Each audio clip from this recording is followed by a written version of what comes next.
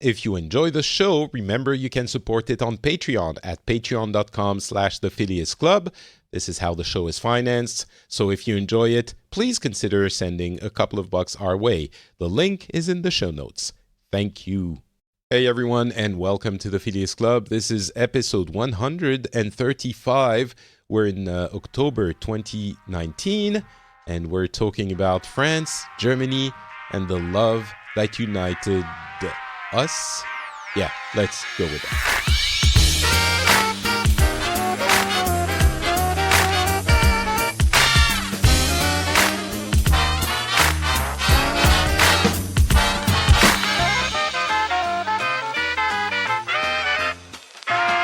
Hello, everyone, and welcome back to the Phileas Club. This show is where we get together with different people from around the world and talk about things that have been happening and give you the takes from people who have different cultures and different opinions about stuff.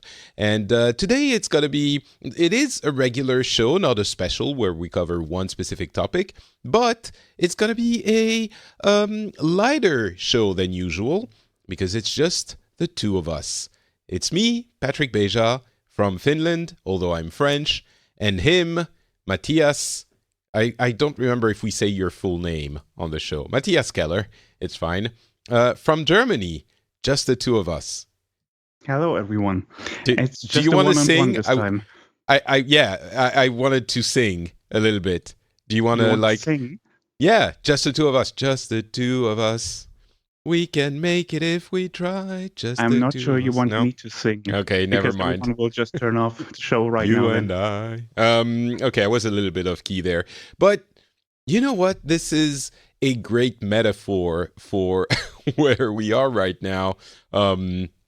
Checking in with the EU.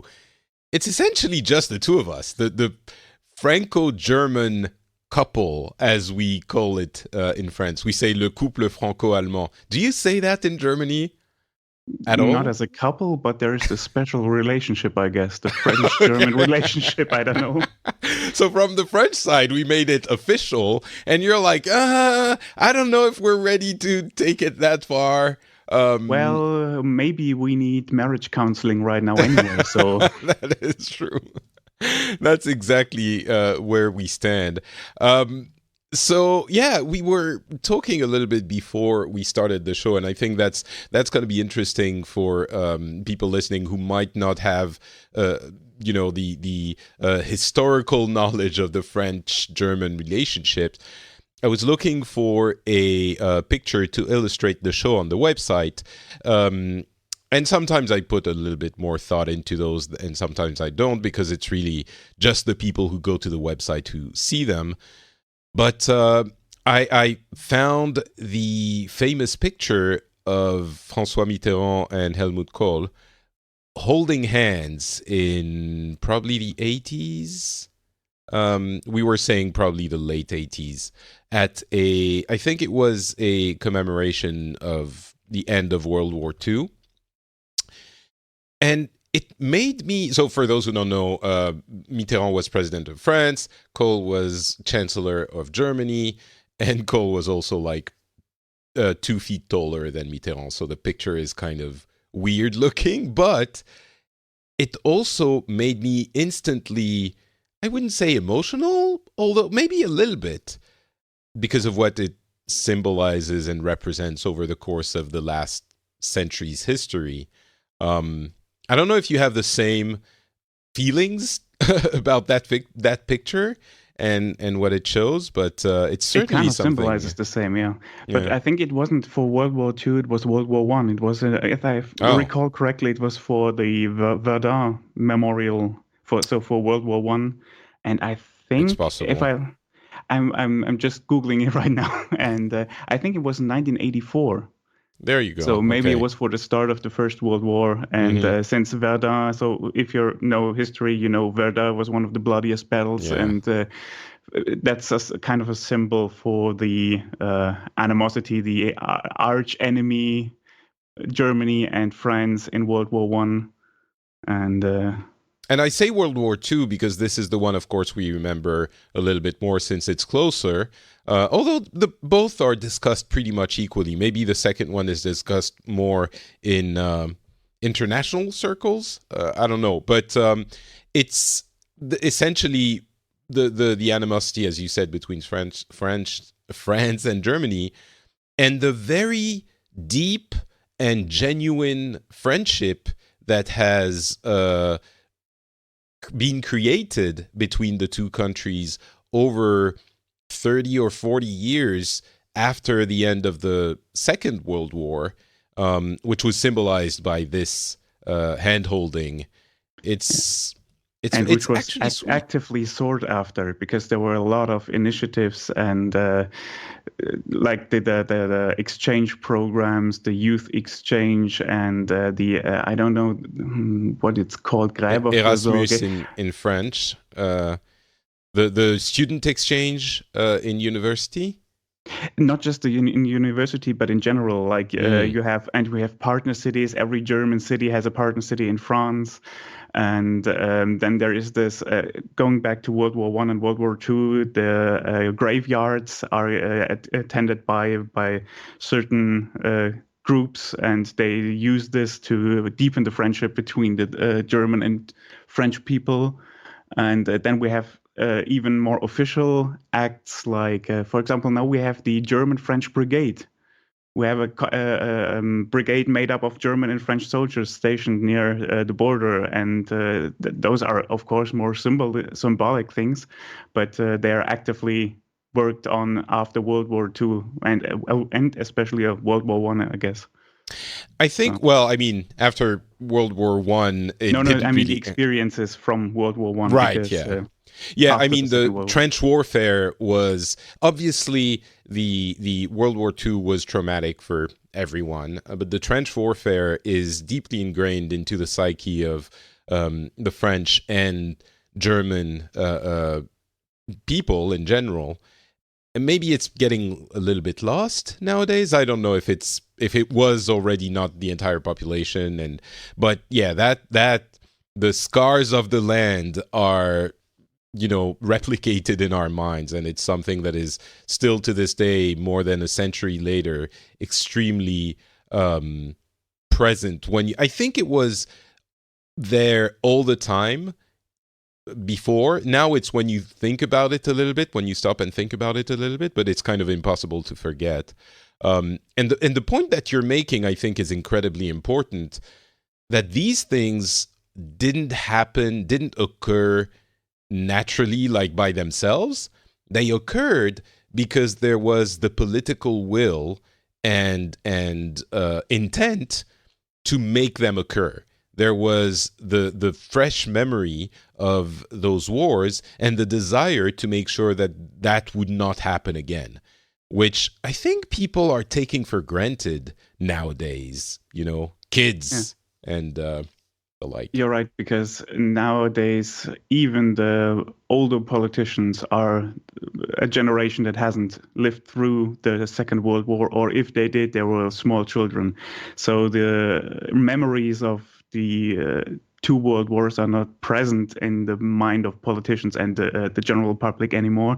Although right now World War I is again a hot topic because of the 100-year anniversary and a lot of, documentaries and remembrance and events like that.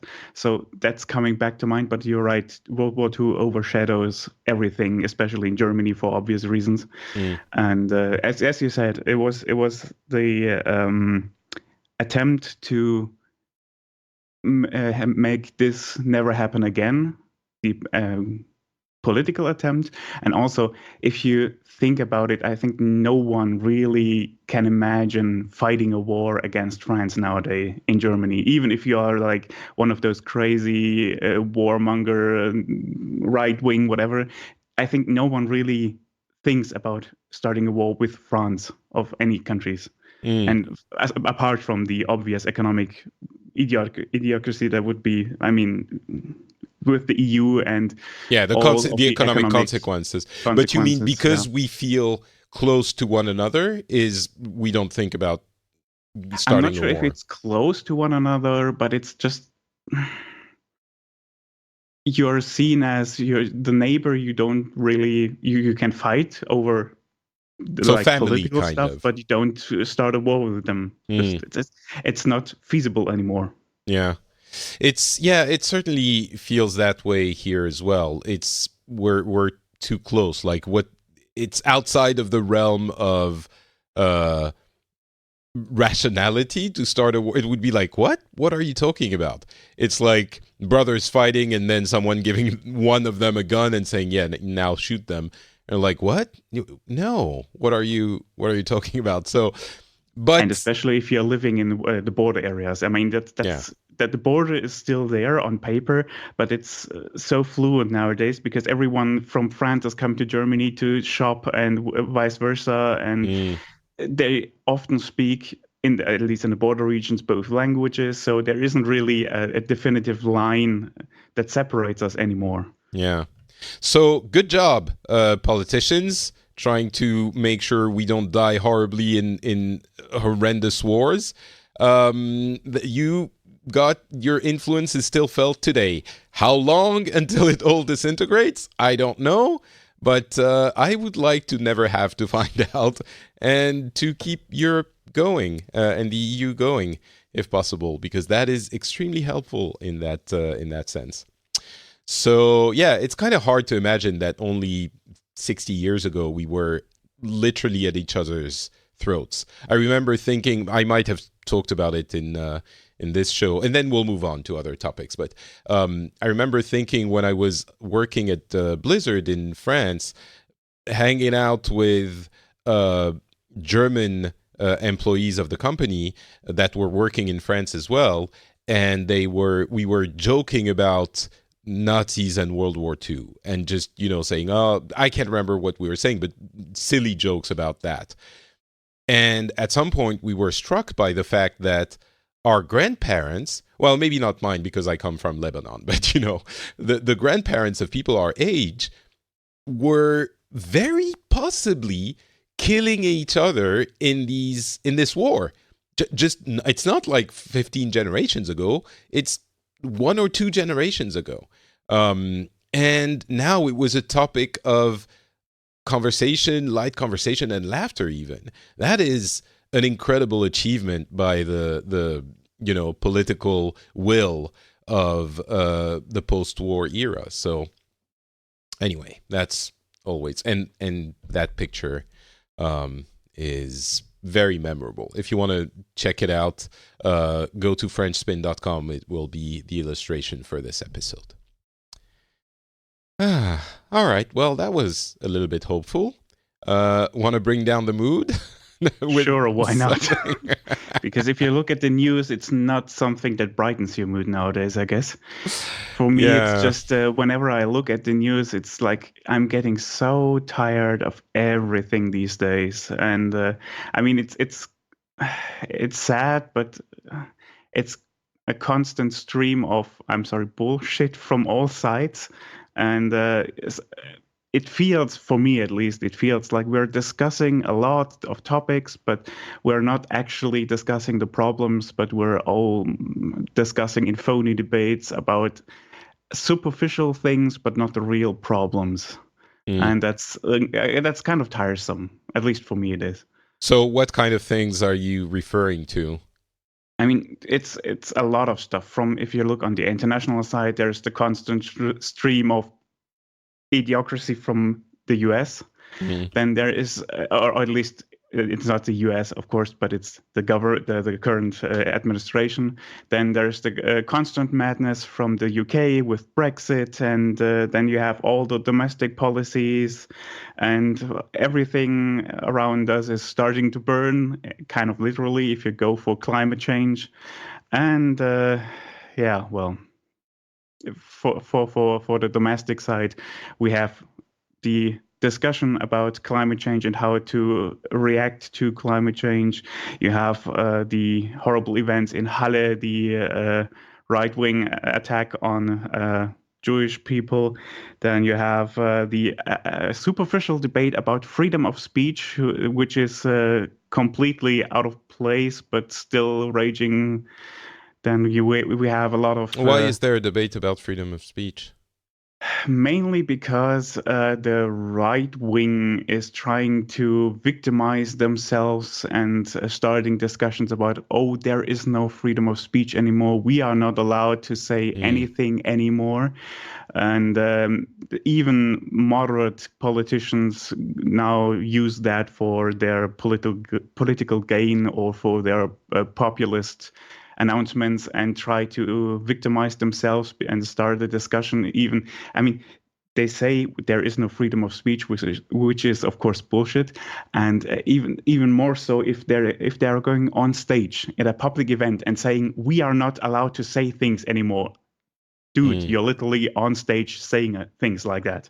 So there, of course, there is freedom of speech, but the problem is that a lot of people now face criticism, and that's what they mean by we are not allowed to say anymore, because you are now getting a reaction, and people are opposed to your views and articulate that.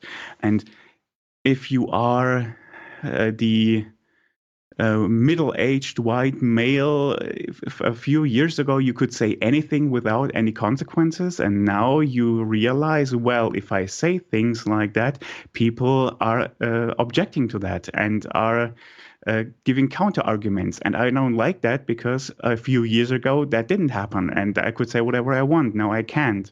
So that's mainly the issue, I think, and of course the tone in discussions. I mean, we all know that, especially online, people are. I don't know if unhinged is the right word, but the tone is getting rough. Everyone is insulting everyone instead of talking to each other. So that's also But part hasn't of the that been the problem. case for a few years at least now? I wonder. I'm sure it's heating up possibly, but I wonder if this isn't you getting tired of it and as the part of the process. And hear me out, as part of the process of understanding how to live in this new reality where if you go out and seek out things to be angry about, you find them 24/7, unlike, a couple of decades ago when you had to wait for the 8 o'clock news to be frustrated and angry. And so, because I'm saying this because I kind of went through the same process of being angry at everything because it was being thrown in my face by Twitter and Facebook and 24-hour news, to kind of getting tired of all of this and having to triage, are there things that I should really be angry about and things that are just people talking? And, I know what you mean, and I think you're right that especially Twitter and Facebook and social media online are exacerbating this, inflating this a bit, and it's not as bad, I guess, in the conversations you have on the street. But I was talking about this because this is a topic that has been discussed in media a lot lately, and there have also been a few court decisions which are on this topic and were very controversial. And a lot of the journalists that are the embodiment, I guess, of the old white man. I mean, the conservative journalists in the old newspapers, the ones that were read like 10 years ago almost exclusively, who have now a lot of competition online, are complaining about that. So it's not more like not just me saying, oh, I see that more, but it's also the discussion in the public and in media, which I was referring to. So it's not just that I see that, but also something that has been a topic for a while now, especially with court decisions. Like there was a very controversial one a few weeks ago where a woman who is a prominent politician in the Green Party, and she was trying to sue, if I recall correctly, as there were insults thrown at her on Facebook. and she wanted to force Facebook to reveal the identity of the person, so she could sue them for slander or whatever. And the court then made a very controversial decision that she has to live with that insults because she is a politician, and the insults, even though they weren't really, were part of the discussion of her political views. So I'm sorry, there is a curse word coming out just as a reminder. They called her a dirty cunt, and the court says, well, calling a politician a dirty cunt is a way to discuss her political views. Like what? And I mean, yeah. I understand that could be a frustrating decision, but then what do? Do you say you can't call people a cunt or an asshole or we're gonna you can imagine what other kinds of insults could be levied, but right? No, but you can't say, I understand the logic behind it. You can't say, no, you can't say that, right? Or can you? Do you think we shouldn't be able to call people anything like that? Or is it just sure that if we the need cunt to word in a specifically? civilized discussion? But apart from that, and I mean, the problem really, is wait. I want to challenge you on that. Are you saying that we should ban people from calling other people cunts? Like, I understand it's a bad word. Maybe you don't want it to be aired on TV as they do in the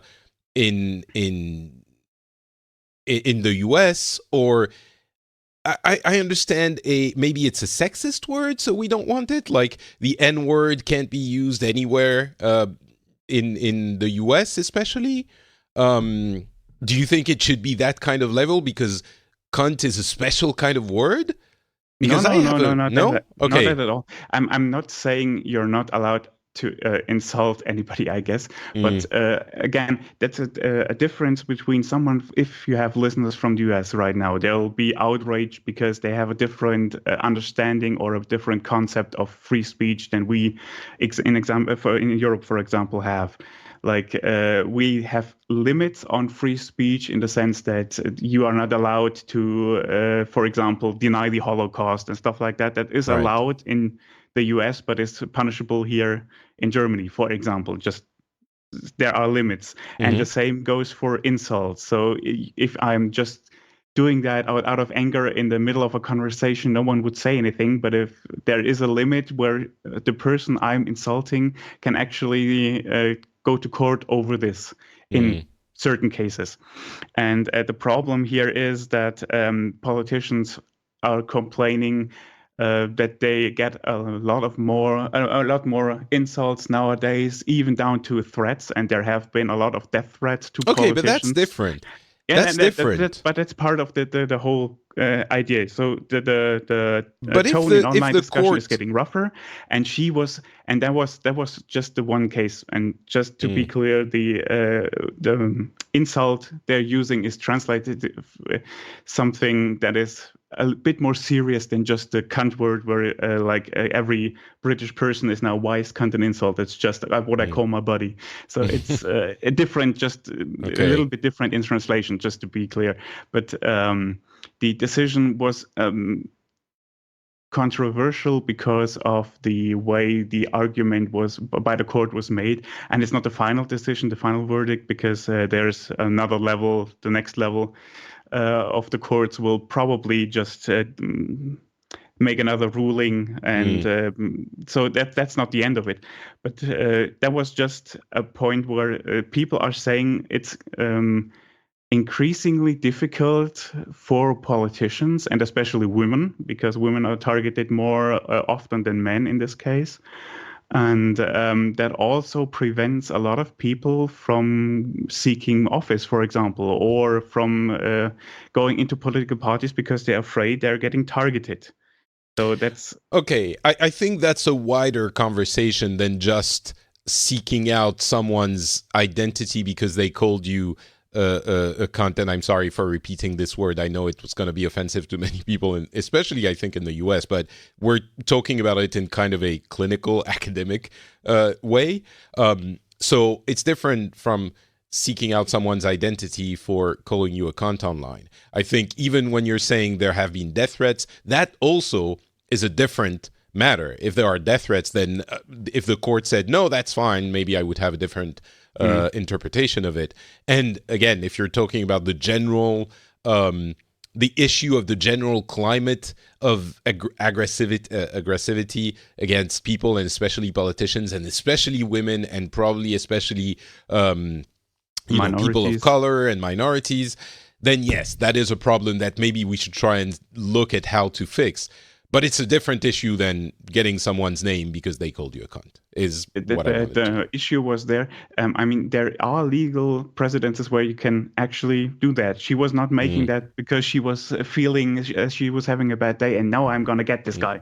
Because you are legally allowed to sue someone if they insult you in a special way. There's special criteria, so not every insult is punishable, but in extreme cases, and that's what the courts are for. I mean, they decide is that legal or not. And she was trying to get such a ruling, but if she needs the identity of the person to make this ruling, and that was the first step. And it's not that. This specific case is like something special or out of the ordinary, but it's just something that was high profile in this case. And again, I'm sorry, it loses a lot of this in the translation, and I'm not versed on all the words she was called, and it was just if you read it again, if I would read it again, it was very outrageous in a sense that even lawyers said, "What are the courts talking about? That's complete." Okay, so bullshit. It wasn't just essentially. It wasn't just that she was not even in political circles, but also in judicial circles. So justices were saying, our colleagues made a very strange ruling there, or the lawyer said, well, if that's the case, then, and they were also discussing it in academic circles. And as I said, it's just the first court that ruled like that. If the next instance in the next higher court will probably reverse the decision and make a new ruling. But there was just something that came to mind in this context. So it's not like that was something special they're talking about now. But right. So it's not exactly equivalent to seeking someone's identity because they called you a cunt. It was worse than that and more. It was a lot worse and a very specific. And the problem was it came up. It was something she said in the 80s in Parliament, and it was taken a bit out of context to put her statement in a different perspective than she intended. Okay, and, so there was some kind of libel element as well, I guess, which was that wasn't the problem, but it was used to heat up the conversation and make her out to be a villain, and that led to a lot of insults from people who were outraged at her supposed statements. Okay. And that one thing led to another, and then the insults piled up, and the worst ones were the ones she was trying to get the identity to take them to court over that. Okay. So it sounds more complex as usual, more complex than something. And again, I'm sorry, but the translation, it loses a lot of it in the translation. And I'm not a legal expert, so I can't give you the correct translations for all the legal terms. So I'm sorry about that. I'm not sure the legal experts would be the best. Maybe we need an English person with the subtleties of the English language for really horrible insults, but. Okay, so the general feeling is that you're tired of all the BS, and I can relate. Just one thing that I think we discussed that a little bit in the last episode, because the ever recurring topic of climate change, and there were the very notable strikes in September. Were Fridays for Future, for example, in Germany, and now Extinction Rebellion were protesting. And in the aftermath, or at the same time, our government presented their new climate package, which is supposedly the answer to climate change for Germany. So what we are planning to do to limit our CO2 Emissions, yeah. emissions and what we're going to do to fight climate change. And the problem is everyone, like not only the activists, but also a lot of the politicians themselves said, well, that's just not enough. That would have been a nice package if it was like 30 years ago. But now at the current stage we're in, this is just not enough. That's not even a real attempt. That's just for show. And even then, a lot of the critics who not outright deny climate change but don't want to face it are saying even that is too much for the average citizen. They can't bear it. It's too costly for them. And it's just, we're not discussing the real issues. We're just creating new little battlefields around it to divert attention, and we're not getting to the core issue really. And a lot of people, especially the young people who are actively trying to get a change in climate policy, are now frustrated because they see where everyone is agreeing that there is the problem. There's actually no debate about the problem itself, and you're still not doing anything. What are we supposed to do if you are not listening to us? And I that's think the that's frustration.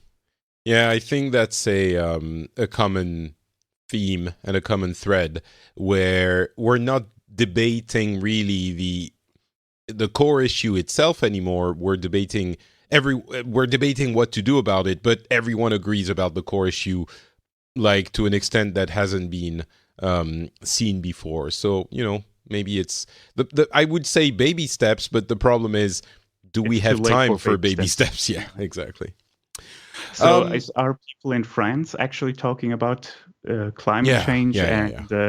What is France doing in this regard? Well, that's the same issue as in Germany and every country. I think when you take a stance, when you look at it from a climate change perspective, which is the one that actually matters, then you should, you think of very drastic measures. But when you look at the economic and political realities that you have to contend with, then it's difficult to make those decisions in that way, especially since everyone has solutions as long as they don't impact them too much. And I include myself in this, probably. I don't know, but I think it's for example, I don't want to throw the Gilets jaunes under the bus because I don't think that's fair.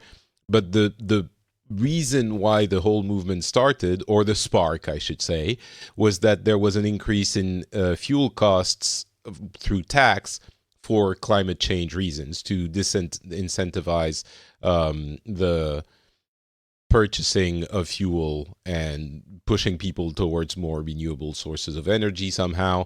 And of course, the Gilets jaunes are saying, well, it's very sweet and very cute that you think this is going to help, but what we really need to do is to create big shifts in industry, because this is where it really matters. And I think that's a fair piece of criticism. I'm not saying, the Gilets jaunes don't want to do anything that impacts them. That's not what I'm saying at all. I'm just saying everyone is looking at their neighbor to say, well, we could change that over there, but not so. But when it comes to me, it's just not tenable for me to change that, the thing I do like that, because what do you want me to do?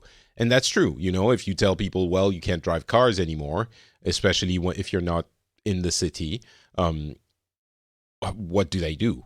They have, it's the same for me. I live in the countryside. We looked at an electric car, but it just wasn't viable for distances alone. And so we bought a fuel car. And we didn't really have a choice if we wanted to get our son to daycare. So we're still, we're hippies. So we're looking at geothermal heating and maybe at some point solar panels and stuff like that. But overall, and if you look at France, we don't even really have the problem of coal burning and stuff like that for electricity, because a long time ago, nuclear. Yes, we have nuclear power for 80% of our electricity, and we've had that for many decades. So of course, nuclear has other issues, which, by the way, I watched the Bill Gates documentary on Netflix, and the last part is about modern nuclear plants. And oh my God, it looks like the solution to a big part of our problems. And maybe it was presented in a very positive light, but it seems like it's the best, maybe not perfect, but the best solution we would have for electricity. And it reuses spent enriched uranium rods discarded from other nuclear facilities, and it's modern in a way that is like it's the nuclear plants that we use now are the best cases designed in the 60s. And now, if we look at them how we would do them today, we can make them so much safer, so much less polluting, so much everything. And the reason, at least according to what they were saying in the documentary, and I don't think they're spinning it to make it look sexy. They have no interest in doing that. The reason we're not looking at that is because of the stigma of nuclear power, which all of the reasons for that stigma are not present in those more modern nuclear designs, nuclear power plant designs. And anyway, that's an aside. But it feels like a really tangible, creative solution to our problems that we could implement right now.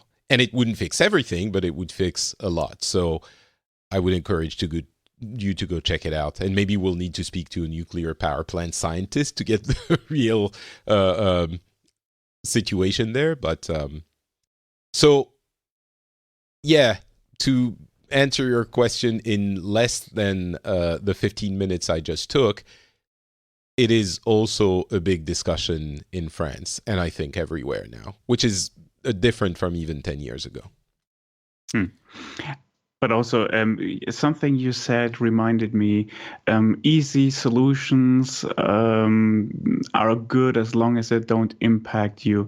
There is something... if we talk about the US, everyone is talking about guns and how stupid they are because they don't have gun control from a European perspective, to be a little bit exaggerated, but you know what I mean. The same thing goes for Germany if it comes to cars, because the worst thing you can do to a German, it seems, is to limit the speed on the highway. It's the same kind of discussion, because everyone agrees, well, we should just limit speeds on the highway, on the Autobahn, to something like 130 kph. That's reasonable for most other countries. Everyone around Germany, every country has a limit around 130 or 120 or 140. They all have limits. Just Germany doesn't have any. And if you even suggest that there should be a limit, everyone in the, not just the industry, but also the guys who have the big cars are saying, well, you're taking away our freedom, because it's freedom for me to drive 200 kph on the Autobahn. For Americans, says, 130 kilometers per hour is about 80 miles an hour. So yeah. And it's kind of the same discussion, and everyone says, well, that is something that wouldn't really impact you, because even if you drive faster than 130, you won't save a lot of time in the long run. It might be a few minutes you get to the destination earlier, but nothing really significant in most cases. And it would really help the pollution, to bring down the pollution, for example. It's a simple measure, and but still, that's freedom, And there are really people who argue as if it was like the essential only freedom that only matters in these cases, even though it's something, let's just say, rather mundane, I guess. I don't know. Yeah, and it's not like 130 is slow. Yeah, that's... Yeah, but that's just the same discussion you have in the US if you want to take the guns away. And it was just something that reminded me, because it's kind of funny if we talk about the US and how, quote unquote, dumb they are if they discuss gun control. It's the same over here with cars. So, Well, I'm going to talk about something where I will also make a comparison with the US's right to bear arms, um, with religious, not freedom, the not the opposite, our lack of our secular government and tradition in France, because the latest debate to divide the country has been about the Islamic veil. Once again, although that's a little bit different. What happened, and I'm not 1,000% sure about the uh, particulars of the case. It doesn't really matter what sparked it, but the debate started from what I can tell, a mother going to get their child at a school, wearing the hijab, the Islamic veil, the thing that covers the hair, and there was a Front National or Rassemblement National, far right mayor or elected person there, another woman, I believe, or maybe it was a man, but they essentially told them that they shouldn't wear the veil when they are coming to school to get their child. Or maybe they were a nanny. So again, as I said, I'm not 1,000% certain on the particulars, but essentially there was a woman who was wearing a veil who came to a school, and a far right a person elected from the far right party told them, you shouldn't be here with your veil. And that sparked an entire conversation about the veil and whether or not women should be allowed to wear it in certain conditions in France, or to wear it at all. Like, the debate became a little bit widespread. Now, I a couple of things. First, I think it was that heated because the media and everyone jumped on it because there wasn't a lot of other hot topics to discuss. So it was a little bit like blown out of proportion. Obviously it was, but more than it would have been if there was actual things happening. And maybe some people will fight me on that, but I think it is the case. But also, I think it shows how, as you said about speed, we are very touchy on religion, things that show religion in the public. And some people will say, oh, well, you can wear a cross on your around your neck and that's fine, but if it's a veil, it's not. I think, there is, to an extent, if someone came with to school, how can I explain this? A veil is a little bit more visible than, for example, a Muslim symbol that you would wear on a necklace. That would not be a problem. So I just want to point that thing out. But we do have that obsession about making sure that we don't show religious signs as much as possible, especially in the context of school and the administration, in the same way that the Americans are attached to their guns, or apparently the Germans are attached to their crazy dangerous speeds on the highway. And I didn't used to see it like this. I thought I was on the camp of, no, it shouldn't be. We should be very careful about religious symbols and make sure they are as forbidden as possible in the context of the state and the public administration. I don't think I would have gone as far as that person here, because, like, a woman outside of school, come on. But I have changed, I think, even my view on the veil because of my proximity with countries where it's not as much a problem, the UK, the US, and many others. And we tend to be hysterical, for lack of a better term. Not quite hysterical, but I think it's fair to characterize it like this to an extent. We tend to be hysterical about these kinds of things. And I didn't see it like that at all. I would have seen it as a, yeah, let me put it like that.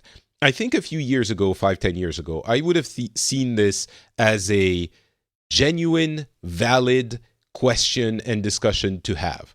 I don't know that I would have fallen on one or the other side, but I would have thought, yeah, this is something we should discuss and decide because it's a reasonable thing to question. Um, I think maybe it wouldn't have been the case, and I would have not thought it was as important as that. But I think I would have. Today, I do see it as more, more like a something that shouldn't really be a debate, because I have gotten used to the idea that some, religious signs are okay, and they are not going to, I don't know, like corrupt everyone else by virtue of proximity. I will point out, though, the debate on the burqa, which is the full thing that covers the face, I still think is valid, because in that instance, it is much more extreme, and it is, I think, a vector of oppression for women. And even if they say, some of them say, well, I want to wear it, which is the entire question here about the hijab. Even if they say, I want to wear it, I think it ostracizes them and gives an image of women to men as something to be hidden. So that debate, which we had in France a couple of years ago, I think is still valid, and I'm not a big fan of the idea of the burqa.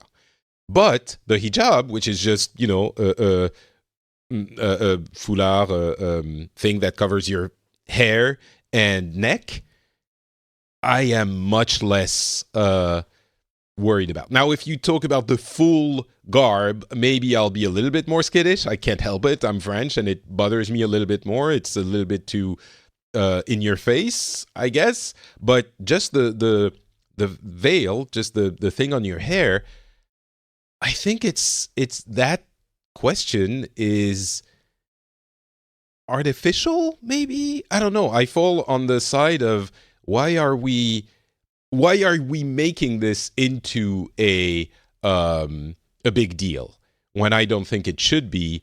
And the worst part is that no one, or very few people in the media who were discussing this, this with women who were wearing it. We didn't hear from them. We were just talking about them.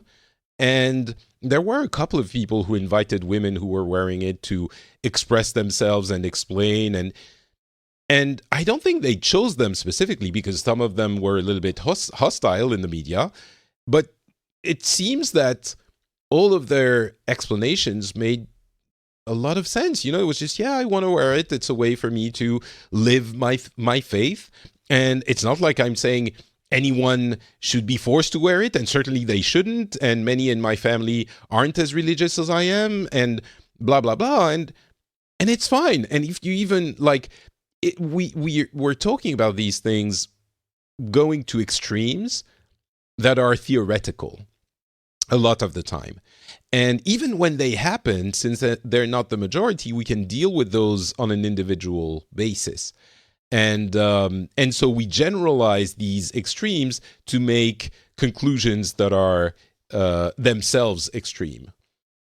So that's my opinion on the thing, but I guess that's a problem, not just on this topic, but on a lot of topics, because that's something you hear constantly as criticism for the political talk shows you have over here on TV, for example, that a lot of times, if you discuss a topic, especially the controversial ones, that you are discussing the topic, or it is discussed by people who are talking about them, but not talking with the people who are actually affected by it. But the first thing that came to mind when you just said that this is a topic, I was just thinking again, because it's like a recurring theme for me. And I can remember that we had the same discussions. The two of us had the same discussions a few years ago about something similar. No, And but that's what I was talking about. It was about the burqa, and that's why I brought it up, because the burqa to me is different. The burqa is the one that covers the face that they, impose. It's not imposed probably in France, and the cases are very limited. Like it's a few handful of women in France that wear it, but it's the ones they impose in extreme Islamist regions, like extreme, like the you know what I'm talking about. I know what you're talking about, and I remember that was the initial reason why we discussed this. But I remember, at least for us in Germany, we also noted the discussion because it was like something about women bathing on public beaches and then wearing the burqa or something was the initial one that made the news back then. And so there was a question. Oh, sorry. Go ahead. You're saying it happened as a discussion because women were bathing in Germany? I think that was not in Germany. It was in France. Okay, but, so in France, what it was.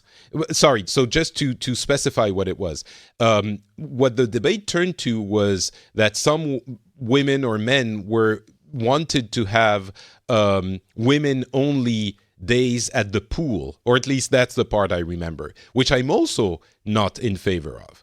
That is something that, again, is, I think, a valid debate. Wear a special bathing hijab if you want, or maybe even a full bathing suit that covers your entire body. We could even go there. But when the debate turns to, well, we should have women-only days at the pool, that I don't think is a direction I want to go to. And I think that was the discussion. How I remember that this happened in France, and that turned into a discussion over here as well. But it wasn't limited to the burqa, but it was also extended to the whole hijab thing in general. And that's why I just thought about again, because for us it was like not just limited to the burqa, the discussion, but also the complete headscarf thing in general. And it's something that seems to be coming up in regular intervals, I guess. There is no definite solution. Like we can't seem to get on a solution for that. And it just pops up every now and then again, especially if someone is trying to wear a headscarf, for example, as a teacher. And then they try to get this is a court case usually, and whenever a court decides it's allowed or not allowed, then it makes the news again. So do you have the same kind of, because I thought Germany was a very Christian or Protestant country? Protestant, thank you. Do you have the same no religion at school kind of in general? I guess yes, because church and state are separated, but it's kind of iffy in the sense, especially in conservative or Catholic regions, for example Bavaria, schools have a lot of the time a cross in the classroom, for example, and a lot of people are arguing, well, if you display the cross, then why are you not allowing different symbols, for example the hijab? That's funny. In France, I don't know, but I think the country would be thrown in a similar tizzy if someone brought up the idea of a cross in a classroom. Yeah. So even though we're more accepting of Christian religious symbols in society, I think if there was a cross in a classroom, people would get nuts as well. So at least there's some consistency there. But again, that's not for the whole country, because again, especially in school matters, the different states are the important governing body. Education is a state responsibility, not for the whole country, but every state has different laws regarding education. And usually, if the courts decide, they usually say, well, if you are in a public office, for example, if you work in administration, public administration, or if you're a teacher, you're not allowed to wear a headscarf, or usually you shouldn't be allowed to display religious symbols. But in a lot of cases, they also say, well, why aren't you taking down the crosses as well? So it's a little bit difficult because you can't make a general statement for the whole country. But as a rule, I guess everyone tries to keep religious symbols out of school, unless you are in the conservative parts of the country, I guess. I think maybe it's specifically for the headscarf that my opinion has shifted, but it might be because, there's a lot of this that is about familiarity, like being used to something. And even in general pop culture products that are a little bit more inclusive, it might be as silly as the little illustrations I see on my kids' books and on material from the social security place. They always have like a meticulously diverse cast of people in the illustrations. Like there's the slightly blacker person and the woman and the person with the scarf, and like, so it's I'm just getting used to it, and I don't think anymore that this is an aggressive symbol of religious zealotry. I'm not saying I ever thought that specifically, but it seems to me it has become a little bit benign, and it might be because of comics where I see, there's Kamala Khan, Miss Marvel, which is a Marvel character. She's a Muslim, so in her environment, there are people with hijabs and things like that. It might sound dumb, but I think it normalized this a little bit. This is a little bit of a tangent, but it's relevant on the normalizing aspect of things. Have you ever watched Billions, the TV show? No, I haven't. Okay, so it's on HBO, at least here in the Nordic region, on HBO Nordic. And it is a show about horrible people making lots of money on the stock market and horrible people trying to stop them as state attorneys. And it's an okay show. It's fun. But the thing that brings it to my mind now is that one of the characters is non-binary. They are called Taylor, and of course it comes up on the show in the first or second episode where they appear, and they say, I'm Taylor, blah blah blah, and my preferred pronouns are they, them. Is it they, them? I guess. Yes. And the people in the room look at each other and they're like, okay, and from that point on, they essentially make the entire show referring to Taylor as they or them. And it was weird at first. She is biologically a woman, or I guess there's debate. There would be debate about people who are gender theorists on that, but the way I see it, the actress is a woman. Let's put it like that. And it was weird. And for me, hearing entire conversation, as much as I've seen people putting in their Twitter bios, their pronouns and stuff like that, for me, it was weird seeing or hearing entire conversations referring to someone as they or them. And I guess I got used to it through I binged it, so I saw like 4 seasons in a few weeks. And the character is really cool and they're interesting, and it just got me used to that idea. And I'm not completely, I don't want to say comfortable, but comfortable in the way that I'm not used to saying those words in that way. I'm not completely comfortable with that yet, but I'm getting more used to it because of the influence of that pop culture TV show. So it normalized it for me, and now it's like, at first it was a little bit shocking. Oh, okay, so that's how it works. It sounds strange. But now it's like, you know what? It really doesn't hurt anyone. They want to be called they? Fine. And in the show, they reference, I think there are 2 episodes in 4 seasons where they reference this. At some point, she has to dress differently and wear a wig to appear womanly. Or they have to dress differently and wear a wig to appear womanly and to be like a woman. And at some point, she has a discussion with her father, who also is having trouble calling them they. And he refers to them or her as a woman or she or her kid. I mean, his daughter or stuff like that. I guess daughter still. And then he corrects himself. He says, my child or whatever. But it really helped me normalize that idea to the point that I could think about it, I think, with a little bit more objectivity and not having the weight of my, not even preconceptions. That's not what it's about. My habits, you know? And I think that's a little bit of what we're talking about here as well.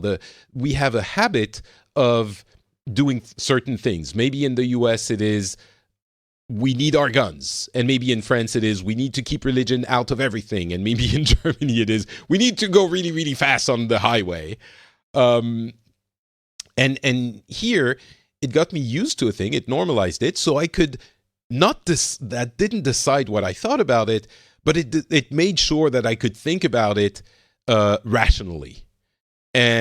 And now that I think about it a little bit rationally, it's like, it doesn't hurt anyone, whatever. Sure, I can call you that if it makes you happy. Why not? Why would I deny you this? It honestly, I don't think it's going to change society. It's not. Anyway, we could talk about non-binary and that issue in another episode, but as it relates to the hijab thing, I came from a place where I had the weight of my habits.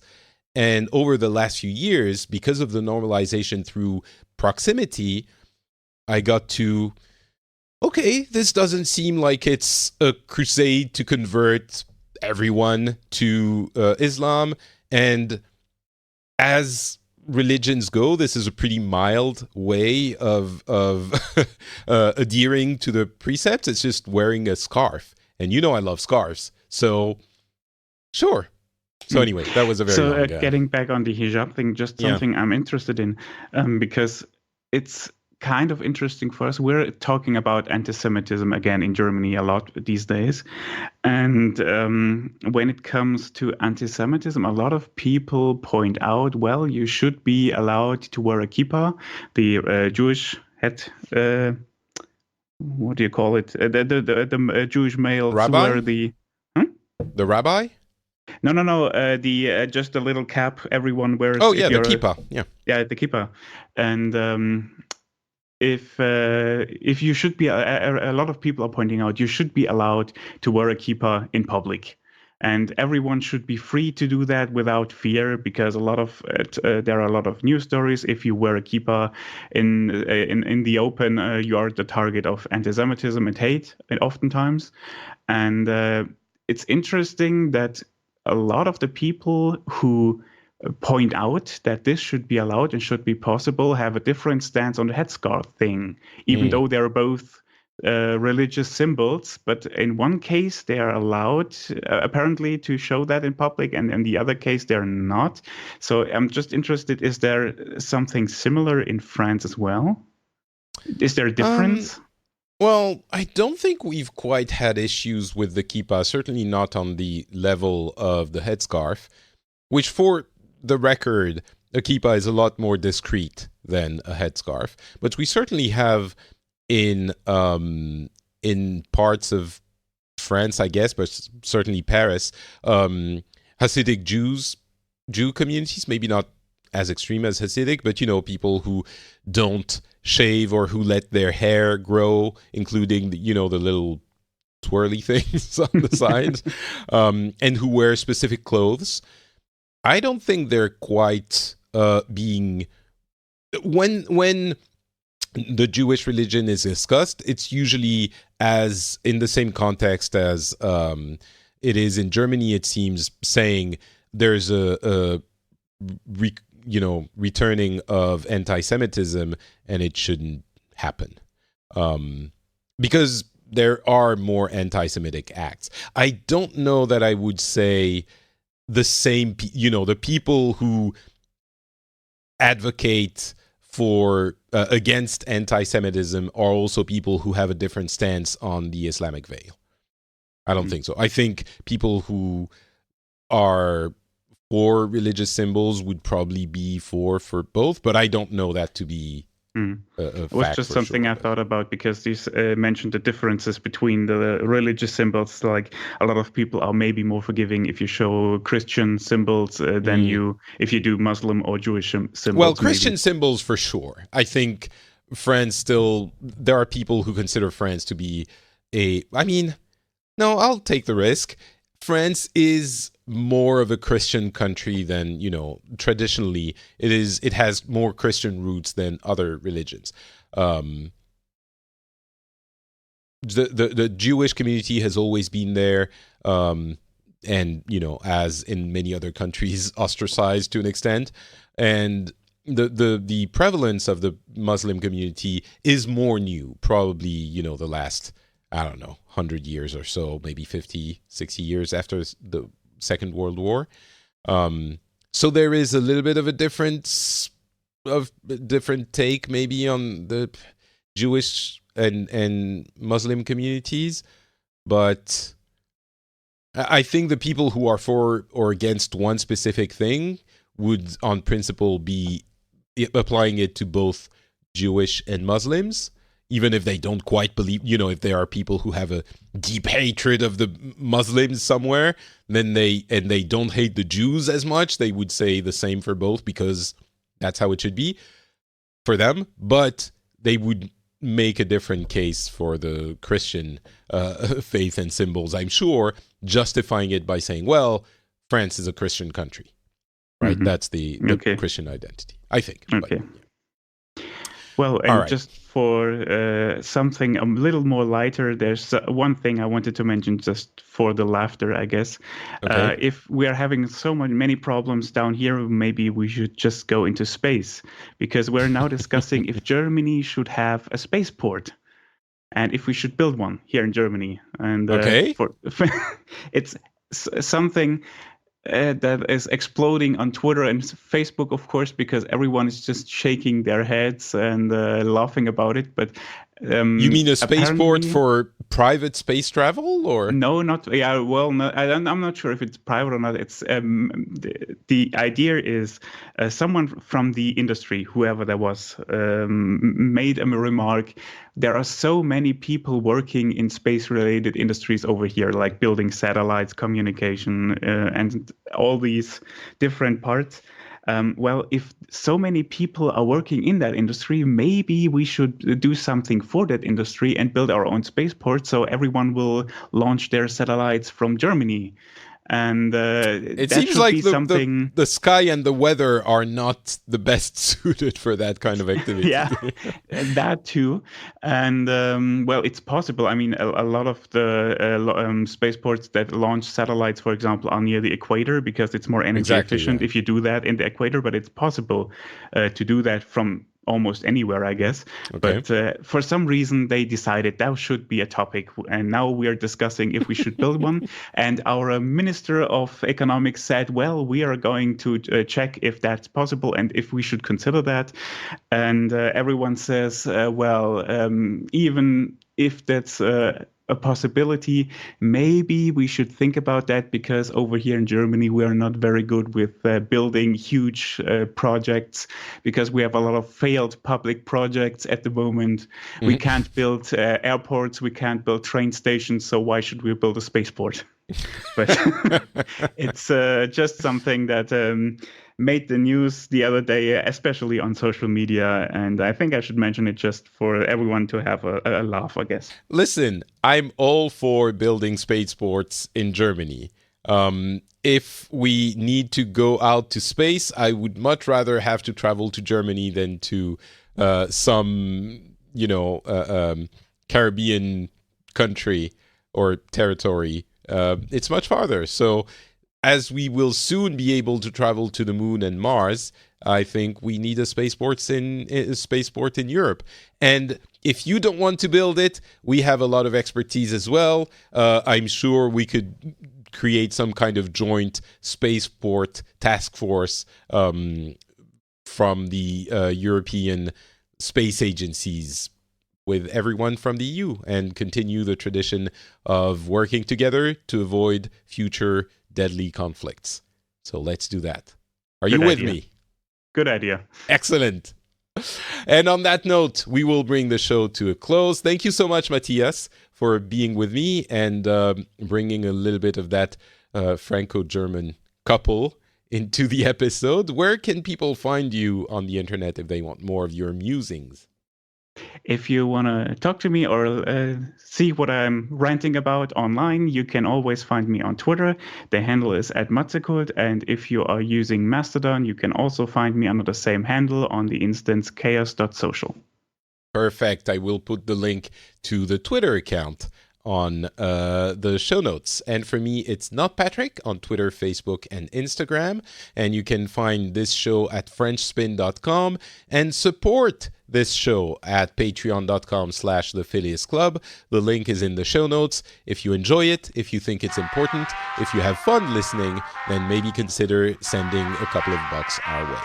Thank you very much, and we will talk to you again in a few weeks. Bye.